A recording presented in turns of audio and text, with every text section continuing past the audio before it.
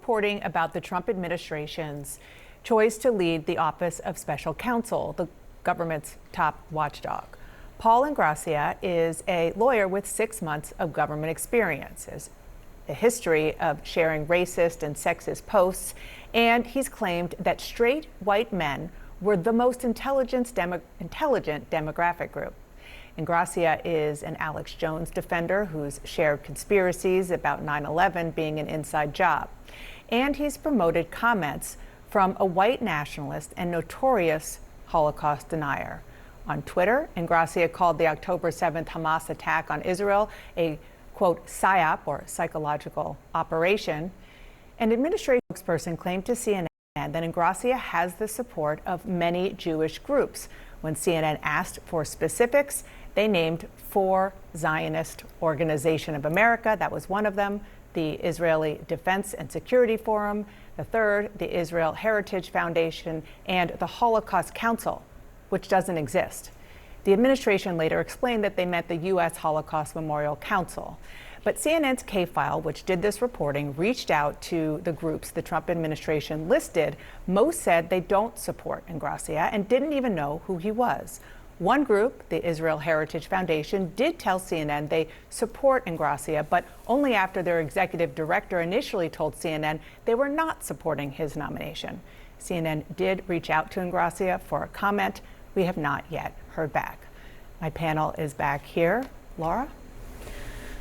When you look at Ingrassia, I mean, this appointment, he fits a pattern within the administration, which is that if Trump feels as though, and those around him feel as though, someone is a loyalist to the president and someone will do the president's bidding, then they're a good fit for whatever office it may be, even though the special counsel's office is expected to look into federal employees' claims of wrongful dismissal. So what if a federal employee comes forward to Ingrassia and says, I've been wrongly dismissed, and he says, no, you simply weren't loyal to the president. You didn't do what the president wanted you to do. I think that he fits a pattern of not just him, but there are others across the White House, be it across appointments in the administration, be it Ed Martin, be it others within the Pentagon and State Department, that the administration has hired who have expressed very similar extremist views, be it anti-Semitic views or others. And this just bluntly flies in the face of claims that what the administration is trying to do on college campuses and beyond are to fight anti-Semitism. Not to saying that they don't have that desire, but why don't they have that desire with their own appointments? Yes, it sort of, I guess, depends on which anti-Semitism they would like to battle against, not broadly rooting it out everywhere. It also just speaks to a flagrant, vetting process that is absolutely not where it needs to be. I mean, can you think of any administration that this kind of vetting would occur? Trump The only other administration, exactly. It just seems like a completely broken down thing. And to Laura's point, I don't think, so it's sloppy and they're not guarding against what could be problematic, never mind problematic for the country that this person should be serving that role, problematic politically for the administration, because above all else is the loyalty.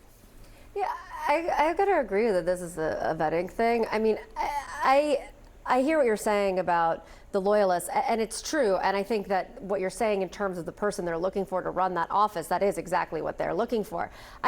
This is not somebody who is around during the campaign every day. This is not somebody who we talk about on a regular basis who is known to be a Trump person. So I'm not really sure where he's on some, that's what I mean. He's on someone's list, so I'm not sure where he came from in terms of this, but I think this really speaks to a larger issue, which is this vetting process of how did this guy get here into this position that really does fly in the face of everything that they're saying they're doing. And it does feel more like what we saw in the sloppier Trump 1.0 than what we've seen this time around. And yes, there's Ed Martin, but Trump ended up retracting that. We've seen Matt Gaetz. Trump ended up retracting that. This is more, to me, just surprising that they let it get this far, that nobody was checking on this person. Ed Martin's still around. Yeah. He just doesn't have to be confirmed. Yes, exactly. Yeah. Exactly. Thank you all. Thanks to the K-File for that terrific reporting.